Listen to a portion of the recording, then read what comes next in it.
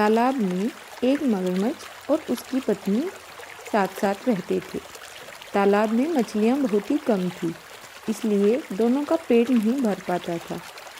ज़्यादातर मगरमच्छ और उसकी पत्नी भूखे ही रहते थे और उसी तालाब के किनारे बहुत सारे पेड़ थे और एक पेड़ पर एक बंदर रहता था।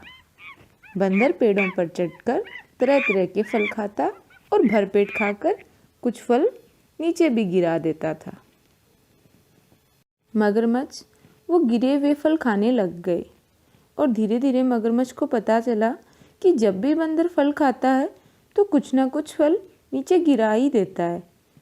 इसलिए जब भी बंदर पेड़ पर फल खाता तब मगरमच्छ उस पेड़ के नीचे आ जाता और गिरे हुए फलों से अपना पेट भरने लगा। इस प्रकार समय बीतता गया। बंदर और मगरमच्छ की दोस्ती हो गई और वे ज़्यादातर समय साथ बिताने लग गए। मगरमच्छ बंदर के दिए हुए फलों को अपनी पत्नी के लिए भी ले जाने लगा और मगरमच्छ की पत्नी बड़े ही चाव से उन फलों को खाने लगी। एक दिन मगरमच्छ की पत्नी बोली, ये फल कितने मीठे और स्वादिष्ट हैं। तुम्हारा दोस्त तो बंदर हर रोज इतने मीठे मीठे फल खाता है, तो सोचो उसका हृदय कितना मीठा होगा।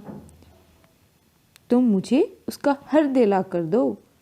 मुझे बंदर का मीठा और स्वादिष्ट हृदय खाना है। पहले तो मगरमच्छ ने मना कर दिया, लेकिन फिर उसके मन में भी लालच आ गया और उसने बंदर को मारने का एक प्लान बनाया।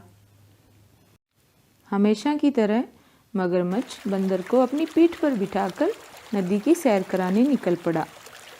बंदर बेचारा इस बात से अनजान था कि मगरमच्छ आज उसे मारने वाला है। वो तो अपने दोस्त की पीठ पर बैठकर बड़े आराम से नदी में घूमने के मज़े ले रहा था।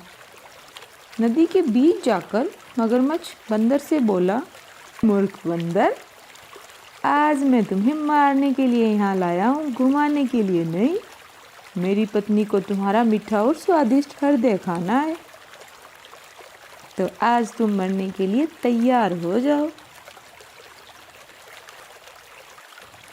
यह सुनकर तो बंदर चौंक ही गया और फिर तुरंत उसने अपने दिमाग के घोड़े दौड़ाए और बोला, अरे दोस्त, ये तो तुम पहले बता दे मुझे। मैं तो मेरा हृदय पेड़ पर ही छोड़कर आ गया। चलो वापस किनारे, भाभी जी को मेरा हृदय लाकर देते हैं। मूर्ख था, वह भी बंदर की चाल को समझ नहीं पाया और वह बंदर को किनारे ले गया। किनारे पर आते ही तुरंत बंदर वहां से कूदकर पेड़ पर चढ़ गया।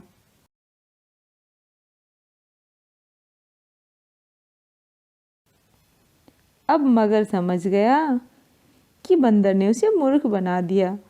मगरमच्छ चुपचाप पानी में चला गया और अपनी गलती से पछताने लगा